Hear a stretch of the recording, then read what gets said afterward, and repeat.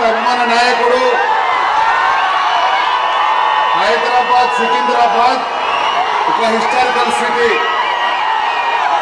ప్రపంచంలోనే ఐటీని అనుభవించి సైబరాబాద్ నిర్మాణం చేసి శంషాబాద్ ఎయిర్పోర్ట్ కట్టించి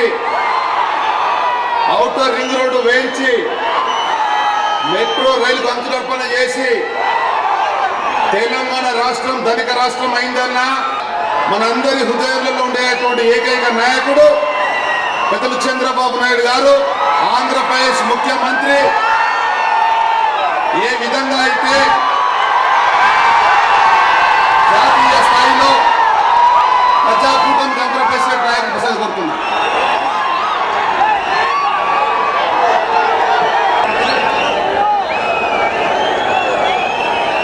గౌరవనీయులు all India Congress party president Rahul Gandhi గారు, వేదిక పైన పెద్దలు ఉత్తమ్ కుమార్ రెడ్డి గారు, కుంతియా గారు, రమణ గారు, కోదండరామ్ గారు, మర్రి శ్రీధర్ రెడ్డి గారు, బట్టి విక్రమార్క గారు, మోహన్ రావు గారు, రావుల చంద్రశేఖర్ రెడ్డి గారు, సనత్ నగర్ అభ్యర్థి కోన వెంకటేశ్వర గౌడ్ గారు, మల్కాజ్గిరి ప్రజాకూటమి అభ్యర్థి దిలీప్ కుమార్ గారు, సికింద్రాబాద్ అభ్యర్థి కాంగ్రెస్ అభ్యర్థి కాసాని జ్ఞానేశ్వర్ గారు, అభ్యర్థి అనిల్ యాదవ్ గారు, హైదరాబాద్ తెలుగుదేశం పార్టీ అధ్యక్షులు ఎంఎన్ శ్రీనివాస్ గారు, ఈరోజు మీ ఉత్సాహం చూస్తున్నాం. మళ్ళీ నాకు పాత రోజులు జ్ఞాపకం వస్తున్నాయి. ఈ అభిమానం చూస్తా ఉంటే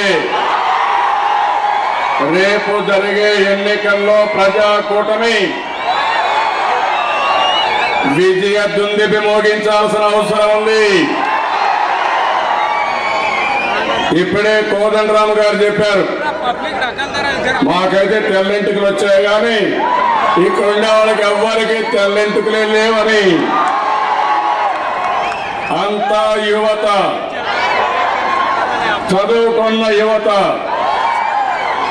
ఈ హైదరాబాద్ నగరాన్ని ప్రపంచం మొత్తం చాటి చెప్పడమే కాదు, ప్రపంచానికే సేవలు అందించే శక్తి ఉండే నగరం ఈ హైదరాబాద్ నగరం అని చెప్పి కూడా మీకు తెలియజేస్తున్నా. ఒక నాలెడ్జ్ కేంద్రం, విజ్ఞాన కేంద్రం. మా తమ్ముళ్ళు ఒక్కొక్కరు ఒక్కొక్క మెరకల్ లాంటి వారు. మీరు కానీ అనుకుంటే హైదరాబాద్ అభివృద్ధి చేయడమే కాదు, భారతదేశానికి కూడా బ్రహ్మాండమైన పేరు తెచ్చే శక్తి, సామర్థ్యాలు మీకున్నాయి. నాకు ఎందుకంటే పాత రోజులు జ్ఞాపకం వచ్చాయంటే 100 సార్లు ఆకస్మిక తనిఖీలో గల్లీ గల్లీ తిరిగాను హైదరాబాద్ లో, అవునా కాదా? ఆ రోజు తెలుగు వారి కోసం మంచి రాష్ట్రం ఉండాలని, మంచి రాజధాని ఉండాలని మైక్రోసాఫ్ట్ దగ్గర నుంచి అన్ని కంపెనీలు వచ్చాయి. హైటెక్ సిటీ. ఇప్పుడు ఒక మాట గుర్తుపెట్టుకోవాలి, కులీ కుతుబ్ షా రోజు హైదరాబాద్ నగరాన్ని నిర్మాణం చేస్తే ఆ తర్వాత తెలుగుదేశం పార్టీ కానీ తర్వాత వచ్చిన కాంగ్రెస్ కానీ దీన్ని ముందుకు తీసుకెళ్ళాం. ఈరోజు హైదరాబాద్ ని ప్రపంచ పట్టులో పెట్టారంటే నన్ను ఎగతాళి చేస్తున్నారు కొంతమంది నాయకులు. తమ్ముళ్ళు, మీరు గుర్తుపెట్టుకోవాలి, నేను హైదరాబాద్ నగరాన్ని కట్టానని ఎప్పుడూ చెప్పలేదు. సైబరాబాద్ నగరాన్ని కట్టానని చాలా స్పష్టంగా చెప్తున్నా. అవునా కాదా అని మిమ్మల్ని అడుగుతున్నా. ఏ తమ్ముళ్ళు అవునా కాదా అని మిమ్మల్ని అడుగుతున్నా. ఏ తమ్ముళ్ళు మిమ్మల్ని చెప్పంటున్నా. ఆ రోజు నేను ఒకటే ఆలోచించాను, ఒక నాలెడ్జ్ ఎకానమీ రావాలని. ఇక్కడే బేగంపేటలో రైల్వే గేట్, మాన్యువల్ గేట్ ఉండేది, అక్కడి నుంచి ఫ్లైఓవర్తో ప్రారంభించాం. ఒకటి కాదు, రోడ్లు వెడల్పు చేశాం, సైబరాబాద్కు నాంది పలికాం. హైటెక్ City, HITEX, triple IT, Shilparamam, Mindspace, Microsoft, Genome Valley, national academy of construction, HITEX convention centre, financial city, ICICI knowledge park, international airport Shamshabad లో, కృష్ణా వాటర్ ని హైదరాబాద్ ఇచ్చింది ఆరో తెలుగుదేశం పార్టీ హయాంలో అయితే గోదావరి వాటర్ ని తేవడానికి ఫౌండేషన్ వేసిన తర్వాత కాంగ్రెస్ పార్టీ హయాంలో ఇంకో పక్క స్పోర్ట్స్ స్టేడియంలు కానీ గచ్చిబౌలి స్టేడియం ఆ రోజే ప్రారంభించాం. నల్సార్ గాని మెడికల్ హబ్ కింద సిటీలో అనేక హాస్పిటల్ తీసుకొచ్చాం. ఔటర్ రింగ్ రోడ్డు ఏం తమలో దేశంలో ఎక్కడైనా ఉందా అని మిమ్మల్ని అడుగుతున్నా. మెట్రో కూడా ఆ రోజే వస్తే తర్వాత కాంగ్రెస్ హయాంలో ముందుకు తీసుకుపోయే సమయంలో కేసీఆర్ వచ్చి దాన్ని కూడా లేట్ చేశాడు తప్ప అదనంగా చేసింది ఏమీ లేదు. అడ్డుపడ్డారు తప్ప ఏమీ జరగలేదు. నేను అడుగుతున్నా మిమ్మల్ని, ఈరోజు జరిగే విధానాలు మీరు చూస్తున్నారు. ఆ రోజు మీరు ఒకసారి చూస్తే కోదండరామ్ గారు చెప్పింది వాస్తవం. హైదరాబాద్ కానీ తెలంగాణకు ఆదాయం ఉంది. సరిగా పనిచేస్తే మీరు అనుకున్న అన్ని పనులు చేయడానికి ఎలాంటి ఇబ్బంది లేదని మరొకసారి మీ అందరికీ తెలియజేస్తున్నా. విభజన జరిగిన సమయంలో 54% ఆదాయం తెలంగాణకి, ఆంధ్రాకి 46%. కానీ 54% ఆదాయం వస్తే ఈ ప్రాంతం బాగుపడుతుందని ఆశిస్తే ఈ ప్రాంతం బాగుపడకుండా అప్పుల పాలు చేసే పరిస్థితి వచ్చింది. నేను ఒకటే చెప్తున్నా, హైదరాబాద్ ని అభివృద్ధి చేయడానికి, సైబరాబాద్ నిర్మాణానికి నేను కష్టపడ్డాను. ఈరోజు ఒకటే నేను కోరుకుంటున్నా, ఈ తెలంగాణలో ఉండే ప్రాంతంలో ఉండే ప్రజానికం బంగారు తెలంగాణ రావాలి, మీరందరూ ఆనందంగా ఉండాలన్నది నా ఏకైక కోరిక అని చెప్పి కూడా నేను మీకు తెలియజేసుకుంటున్నా. నన్ను గురించి మాట్లాడుతున్నారు. ఏం తమ్ముళ్ళు నేను ఎప్పుడన్నా చెడుగా టిఆర్ఎస్ గురించి మాట్లాడానా అని మిమ్మల్ని అడుగుతున్నా. ఎందుకు నన్ను తిట్టుతున్నారని అడుగుతున్నా. నేనేం తప్పు చేశానని మిమ్మల్ని అడుగుతున్నా. నేను తప్పు చేశానా మీరు చెప్పండి. ఏం తమ్ముళ్ళు మీరు చెప్పండి. ఈరోజు నేను మళ్ళీ ఇంకొక రాష్ట్రం ఉంది, ఆ రాష్ట్రంలో పుట్టాను, ఇక్కడ అభివృద్ధి చేసిన, మళ్ళా అక్కడ అభివృద్ధి చేయాలని రాత్రి ఎంబగుళ్ళు అక్కడ కష్టపడతా ఉంటే నన్ను గురించి విమర్శిస్తారు. నేనేదో పెత్తనం చేయడానికి వస్తున్నానని. తెలుగుదేశం పోటీ చేసేది 13 సీట్లు. పోయిన ఎన్నికల్లో మీరందరూ ఉన్నారు. అప్పుడు బీజేపీతో కలిసి పోటీ చేసి 15 సీట్లు గెలిపించి 6 సీట్లు ఎంఐఎం గెలిపించి ఒకే ఒక సీటు టిఆర్ఎస్ ని గెలిపించారు. ఇప్పుడు నేను అడుగుతున్నా, ఎంఐఎం ఇది మొత్తం సీట్లని ఈ రోజు మేమందరం కష్టపడ్డాం, హైదరాబాద్ అభివృద్ధి చేశాం. నేను మిమ్మల్ని అందరినీ ఒకటే కోరుతున్నా, తెలంగాణ భవిష్యత్తు కోసం, హైదరాబాద్ భవిష్యత్తు కోసం ప్రజాకూటమిని గెలిపిస్తామని గట్టిగా చప్పట్లు కొట్టి హర్షాన్ని ఆమోదం తెలియజేయాలి. ఈరోజు మొదటిసారి చూశారు, నేను రాహుల్ గాంధీ గారు కలిసి మొట్టమొదటి మీటింగ్ ఖమ్మంలో అడ్రస్ చేశాను. ఒకప్పుడు కాంగ్రెస్ తెలుగుదేశం పోరాడాం, 37 సంవత్సరాలు పోరాడాం. మొదటిసారి కలిసామంటే నా స్వార్థం కోసం కాదు, రాహుల్ గాంధీ గారి స్వార్థం కోసం కాదు, దేశ ప్రయోజనాల కోసం కలిసామని మీ అందరికీ విజ్ఞప్తి చేస్తున్నాం. ఈరోజు దేశంలో మీరు చూస్తున్నారు ఎన్డీఏ ప్రభుత్వం. నేను అడుగుతున్నా మిమ్మల్ని, ఎన్డీఏ ప్రభుత్వం వల్ల హైదరాబాద్ కానీ మీకెవరికైనా ₹1 లాభం జరిగిందా తమ్ముళ్ళు అడుగుతున్నా. డిమానిటైజేషన్ ఏమైంది? ఏటీఎంలో డబ్బులున్నాయా? బ్యాంకుల్లో డబ్బులున్నాయా? అదే మారిగా ఇప్పుడే రాహుల్ గాంధీ గారు మాట్లాడినట్టు గబ్బర్ సింగ్ ట్యాక్స్ వేశారు, జిఎస్టీ వేశారు. పేదవాళ్ళందరూ ఇబ్బందులు పడ్డారు. చిన్న చిన్న వ్యాపారస్తులు దెబ్బతిన్నారు. దాన్ని కూడా సరిగా అమలు చేయలేకపోయారు. దీనివల్ల దేశం మొత్తం మీరు చూస్తే ఆర్థిక వ్యవస్థ కుదేలైంది. రూపాయి విలువ పడిపోయింది. క్రూడ్ ఆయిల్ ధరలు పెరిగిపోయినాయి. దీనివల్ల నిత్యావసర వస్తువుల ధరలు పెరిగాయి. తెలంగాణలో కూడా 3.1% ఇన్ఫ్లేషన్ వచ్చే పరిస్థితి వచ్చింది. ఇంకో పక్క దేశంలో అసహనం పెరిగిపోయింది. మైనారిటీస్ పైన దాడులు, ఎస్సీల పైన దాడులు మీరు చూశారు. త్రిపుల్ తలాక్ వచ్చింది. దాన్ని అందరూ సహకరించారు. కానీ ఆ త్రిపుల్ తలాక్ అడ్డం పెట్టుకుని మైనారిటీస్ ని వేధించడానికి ప్రయత్నం చేశారు. దాన్ని అపోజ్ చేసింది కూడా తెలుగుదేశం పార్టీ, కాంగ్రెస్ పార్టీని అపోజ్ చేశాం. ఈరోజు ఇలాంటి సందర్భంలో నేను మిమ్మల్ని అందరినీ ఒకటే కోరేది, దేశం అంతా చూస్తే ఒక భయభ్రాంతులు చేస్తున్నారు. తెలంగాణలో బెదిరిస్తున్నారు. అక్కడ నరేంద్ర మోడీ గారు బెదిరిస్తే ఇక్కడ కేసీఆర్ కూడా బెదిరింపు ధోరణులకు ప్రారంభించారు. అవునా కాదా? నేను అడుగుతున్న ప్రజాస్వామ్యం స్వేచ్ఛగా పనిచేసుకోవాలి. ఎవరి పాటికి వాళ్ళు పనిచేసుకోకుండా ఈరోజు మీరు చూస్తే కేసీఆర్ రకరకాలుగా మాట్లాడాడు. ఏపీకి ప్రత్యేక హోదా ఇవ్వాలన్న అంశంపై పార్లమెంట్ లో కేంద్రాన్ని నిలదీయాలంటూ మా పార్టీ ఎంపీలకు సూచిస్తున్నాను. ఇది 3 మార్చి 2018 ఆంధ్రప్రదేశ్ ప్రత్యేక హోదా డిమాండ్ టీఆర్ఎస్ సమర్థిస్తుంది. పార్లమెంట్ లో అప్పటి ప్రధాని మన్మోహన్ సింగ్ ఇచ్చిన హామీలు అమలు చేయాల్సింది వాళ్ళ పార్టీ ఎంపీ కవిత. తెలంగాణలో సంపద పెంచింది చంద్రబాబే, విజ్డమ్ ఆఫ్ ఎకానమీ అన్నది ఆయనే చెప్పారు.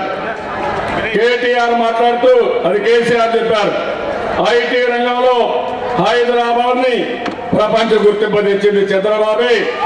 మైక్రోసాఫ్ట్ వచ్చిందంటే కారణం చంద్రబాబే. చంద్రబాబు చేసిన కృషి మా అకౌంట్ లో వేసుకోలేమని కేటీఆర్ చెప్పే పరిస్థితి వచ్చింది. ఇప్పుడు నన్నెందుకు తిడుతున్నారని అడుగుతున్నా. ఆదాయం వచ్చింది, రాష్ట్రాన్ని బాగు చేయాలని మీకు అధికారాన్ని ఇస్తే మనల్ని తిడుతూ మోడీ గారితో లాలూచిపడి ఈ తెలంగాణ రాష్ట్రాన్ని భ్రష్టు పట్టించే పరిస్థితికి వచ్చారు.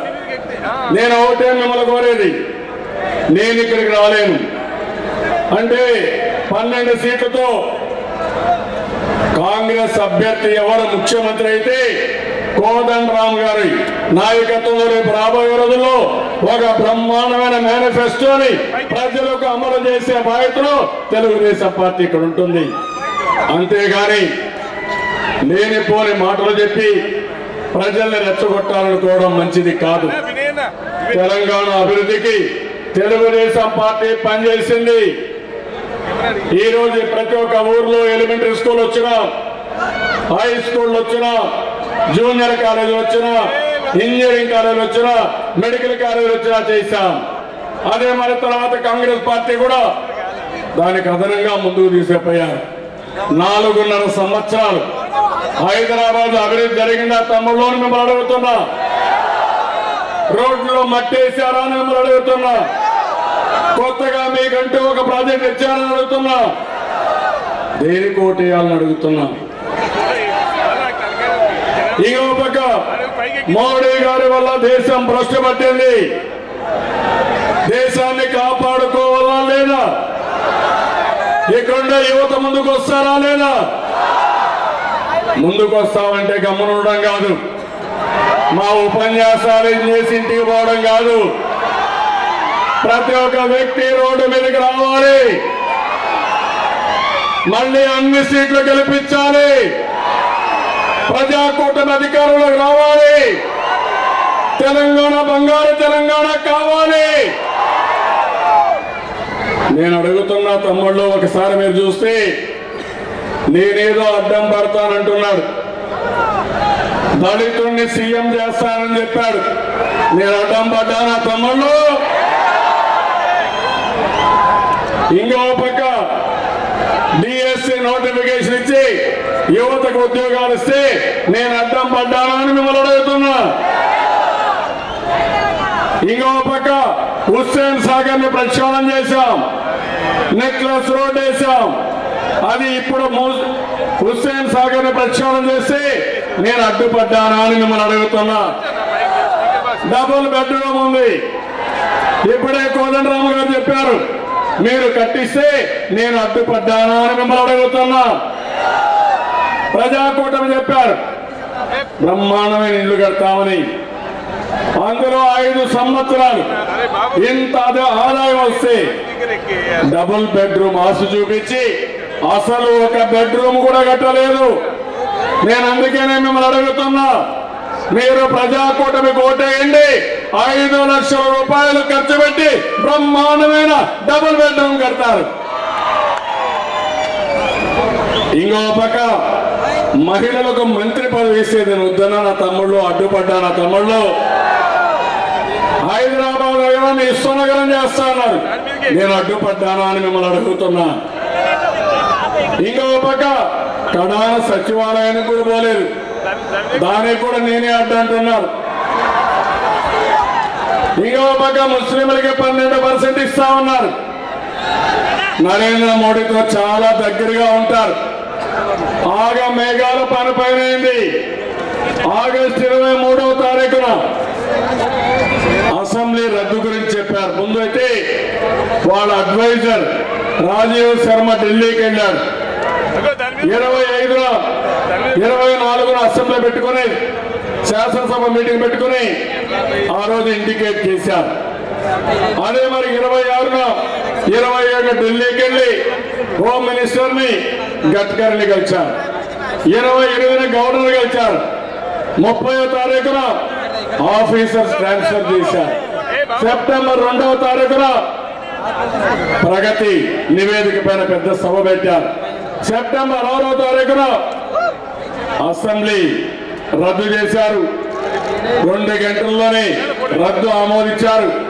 వీరు గవర్నర్ దగ్గరికి పోతే కుడి చేత్తో అసెంబ్లీ రద్దు కేబినెట్ రెజల్యూషన్ ఇస్తే ఎడమ చేత్తో అప్పటికప్పుడే అసెంబ్లీ రద్దు అయినట్టు అనౌన్స్ చేశారు. 7వ తారీఖున ఎన్నికల కమిషన్ అనౌన్స్ చేశారు. 8వ తారీఖున జనవరి వరకు ఎన్నికల నమోదు ఉంటే ప్రీపోన్ చేసి సెప్టెంబర్కే ఫైనలైజ్ చేశారు. ఎట్లయినా నేను అడుగుతున్నా, అంటే నరేంద్ర మోడీ గారి సహకారంతో ఎన్నికల కమిషన్ ఈ నిర్ణయం తీసుకునే పరిస్థితికి వచ్చింది. అందుకే నేను అడిగేది, ఈ రోజు మీరు చూస్తే ఒక పక్క కేసీఆర్, ఇంకో పక్క బీజేపీ, ఇంకో పక్క జగన్మోహన్ రెడ్డి, అందరూ ఒకటి. దేశంలో 2 ఫ్రంట్లు ఉన్నాయి. ఒకటి బీజేపీ ఎన్డీఏ, దానికి వ్యతిరేకంగా ఎన్డీఏ ఆపోజిట్ లో కాంగ్రెస్ పార్టీ, తెలుగుదేశం, అన్ని రీజనల్ పార్టీలు అన్ని కలిపి నాన్ బీజేపీ ఫ్రంట్ ఉంది. నేను అడుగుతున్నా కాంగ్రెస్ పార్టీ బీజేపీని, అదే మరి టీఆర్ఎస్ ని, టీఆర్ఎస్ మీరు ఎక్కడున్నారని అడుగుతున్నా. ఏ ఫ్రంట్ లో ఉన్నారో చెప్పాల్సిన అవసరం ఉంది. బీజేపీతో ఉన్నారా లేదా? లాలూచి రాజకీయం అవునా కాదా? నిన్న మొన్న ఇద్దరు కలిసి ఒకరినొకరు విమర్శించుకునేట్టు నాటకాలు ఆడుతున్నారు. అవునా కాదా తమ్ముళ్ళు? మీరు చదువుకున్నారు, మీకు అర్థమైందా లేదా? ఇది నాటకం అవునా కాదా? ఒక పక్క బీజేపీతో నాటకం ఆడతారు, ఇంకో పక్క ఎంఐఎంతో నాటకం ఆడతారు. ఇది ఎక్కడ న్యాయమని నేను అడుగుతున్నా. అందుకే నేను మిమ్మల్ని కోరేది ఒకటి, మళ్ళీ ఈ దేశంలో మైనారిటీస్కి రక్షణ ఉండాలన్నా, సెక్యులరిజం ఉండాలన్నా, దేశం బాగుపడాలన్నా బీజేపీని టిఆర్ఎస్ ని 2 పార్టీలను ఓడిస్తామని గట్టిగా మీరందరూ కూడా శపథం చేయాల్సిన అవసరం ఉంది. నేను అడుగుతున్నా, దేశం కోసం మేము కలిసాం, తెలుగుదేశం కాంగ్రెస్ పార్టీ కలిసాం, మీరు అర్థం చేసుకున్నారా లేదా అని అడుగుతున్నా. మేము కలవడం సబబు అంటే చేతులు పైకెత్తి హర్షాన్ని ఆమోదం తెలియజేయాలి.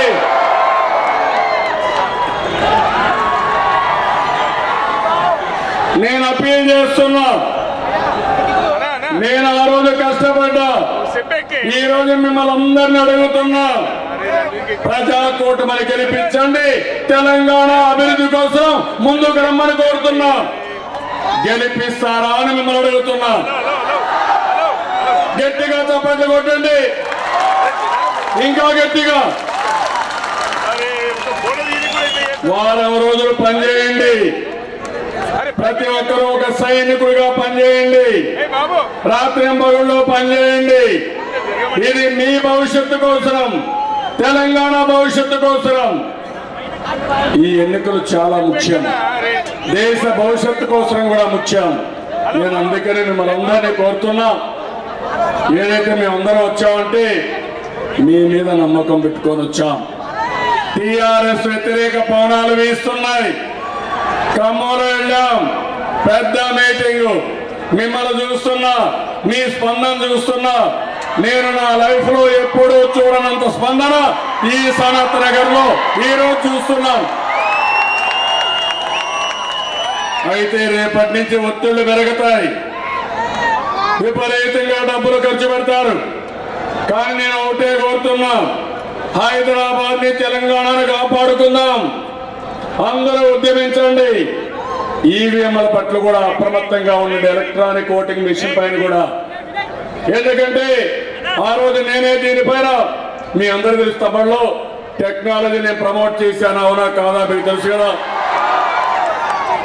ఈవీఎంలు కూడా జాగ్రత్తగా ఉండాలి, మ్యానిపులేట్ చేయడానికి అవకాశం ఉంటుంది. ప్రతి ఒక్క కార్యకర్త చూసుకోవాలి, ఓటేస్తానే ఈవీ ప్యాట్ వస్తుంది, మీ కళ్ళ ద్వారా మీరు చూసుకోవచ్చు. ఎవరికి ఓటు పడిందో చూసుకున్న తర్వాత మీరు అనుకున్న వారికి ఓటు పడకపోతే అప్పుడే ఫిర్యాదు చేయండి. అదే మరిగా మేము కూడా పోరాడతాం, వీవీప్యాట్ ఏదైతే ఉందో అవన్నీ కౌంట్ చేయమని పోరాడతాం. ఎక్కడ అవకతవకలు లేకపోతే ప్రజాకూటమి అఖండ మెజార్టీతో తెలంగాణలో గవర్నమెంట్ ఏర్పాటు చేస్తాం. నేను ఎప్పుడు కూడా మీకు అండగా ఉంటాను. 2 రాష్ట్రాలు అనుకుంటే, తెలుగు జాతి ఒకటి అనుకుంటే నీటి సమస్య ఉండదు, ఏ సమస్య ఉండదు. అలాంటి జరగాలంటే ఇక్కడ ప్రజాకూటమి అధికారానికి రావాలని మరొక్కసారి కోరుకుంటూ నేను మళ్ళీ మిమ్మల్ని అందరినీ కోరుతున్నా, ప్రజాకూటమి ఐక్యత అంటే వర్ధిల్లాలని గట్టిగా చెప్పాలి. ప్రజాకూటమి ఐక్యత, మెల్లిగా చెప్తున్నారు, ప్రజాకూటమి ఐక్యత, ప్రజాకూటమి ఐక్యత. మళ్ళీ అడుగుతున్నా, 6 రోజులు మీరు పనిచేయండి. తెలంగాణ ఒకటే చెప్తున్నాను, హైదరాబాద్ నగరం మీరందరినీ చూస్తే డైమండ్స్ లాంటి పిల్లలు ఉన్నారు ఇక్కడంతా. ఏదైనా చేసే శక్తి ఉండే పిల్లలు ఉన్నారు. గ్రామీణ ప్రాంతాల్లో మంచి ప్రజానీకం ఉన్నారు, మంచి భూమి ఉంది. నీళ్లు కూడా గోదావరిలో 2500 టీఎంసీ నీళ్లు సముద్రానికి పోతున్నాయి. ఆ నీళ్లు ఉపయోగించుకుంటే ఆ రోజే ఆ నీళ్లు ఉపయోగించుకోవడానికి గోదావరి వాటర్ యూటిలైజేషన్ అథారిటీ వేశాం, అన్ని ప్రాజెక్టులు చేశాం. 2 రాష్ట్రాలు కలిసి వాటర్ సమస్య పరిష్కారం చేసుకుంటాం. అన్ని సమస్యలు పరిష్కారం చేసుకుని తెలుగు ప్రజల్ని ముందుకు తీసుకుపోవడం కోసం దోహదం చేస్తాం. తెలంగాణ అభివృద్ధి తెలుగుదేశం పార్టీ ధ్యేయం. అందుకే మళ్ళీ కోరుతున్నా, మీరందరూ ప్రజాకూటమి అభ్యర్థులను గెలిపించమని మరొకసారి కోరుకుంటూ నేను జై తెలంగాణ అంటే గట్టిగా జై జై తెలంగాణ అని మీరు చెప్పాలి. జై తెలంగాణ, ఇంకా గట్టిగా జై తెలంగాణ, జై తెలంగాణ. ధన్యవాదాలు, అభినందనలు. జై హింద్, జై జన్మభూమి. R11 ఛానల్ ని లైక్ చేయండి, సబ్స్క్రైబ్ చేయండి, కిందనున్న గంట సింబల్ ని ప్రెస్ చేయండి.